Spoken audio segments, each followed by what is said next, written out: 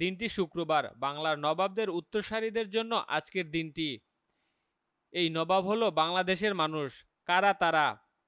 আয়োজকরা বলছেন, আগে বাংলাসহ ভারতবর্ষের নবাবদের শাসনে চলত মানুষ।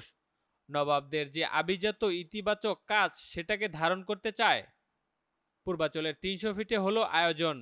আয়োজক বাংলাদেশ ভেসপা কমিউনিটি, মানে যারা ভেসপা চালান তাদের অনলাইন আড্ডার প্ল্যাটফর্ম। এ নিয়ে তৃতীয়বারের মতন এমন আয়োজন হলো। নিজেদের খরচে সারা দেশ থেকে কয়েকশো ভেসপা চালক আসেন নবাবী রাইডের মেলাতে। এই নবাবী রাইডটা হচ্ছে বাংলাদেশ ভেসপা কমিউনিটির সিগনেচার একটা ইভেন্ট। এটা থার্ড ইয়ার চলতেছে। তো প্রথম ইয়ারে যতজন ছিল, দ্বিতীয় ইয়ারে ডাবল, আর এইবার 4 গুণের বেশি, প্রায় 650-র মতো আসছে।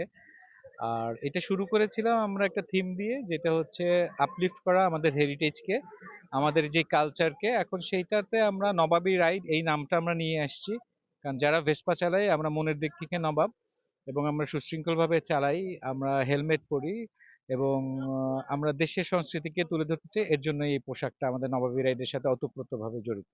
সবাই সাদা পাঞ্জাবি, সাদা লুঙ্গি, আর মেয়েরা আসেন সাদা শাড়িতে। নবাবী রাইডে পুরাতন মডেল ঐতিহ্যবাহী গাড়িও ছিল, যেগুলো সবসময় চালানো হয় না। অনুষ্ঠান উপলক্ষে সেগুলো চালানোর জন্য আনা হয়। একটা ভেসপা আমরা 3 জেনারেশন চালাচ্ছি। এইটা আমার বাবা কিনেছিল, তারপর আমার বড় ভাই চালিয়েছে, আমি চালাচ্ছি, আমার ভাতিজারাও চালায় মাঝে মাঝে। এই জন্য 3 জেনারেশনের সাথে আসলে আমরা আছি ভেসপার সাথে আর কি। প্রথমবার আমাদের শুরু হয়েছিল এটা 80টা ভেসপা, সেইবার আসছিল। পরের বার আসছে প্রায় 150টা ভেসপা, 150টা থেকে 200টা ভেসপা। এইবার তো আপনারা দেখেছেন প্রায় 500-র উপরে, অগণিত ভেসপা। চিটাগং থেকেও আসছে, চিটাগং ভেসপা ক্লাব থেকেও আসছে, গাজীপুর থেকে আসছে, যশোর থেকে আসছে। পুরনো ঢাকার লোকজন একটু ভেসপা বেশি চড়তো বরাবরই, ঐতিহ্যগতভাবেই, ঐতিহ্য অনুসারেই সেই সাদা লুঙ্গি এবং সাদা পাঞ্জাবি পরে একটা তাদেরকেও একটা স্মরণে করা আর কি, সেই হিসাবটাই এখানে কাজ করে। সাদা লুঙ্গি এবং পাঞ্জাবি পরে এসছি, মেয়েরা সাদা শাড়ি, লাল পাড়, এরকম কিছু ড্রেস পরে এসছিল আর।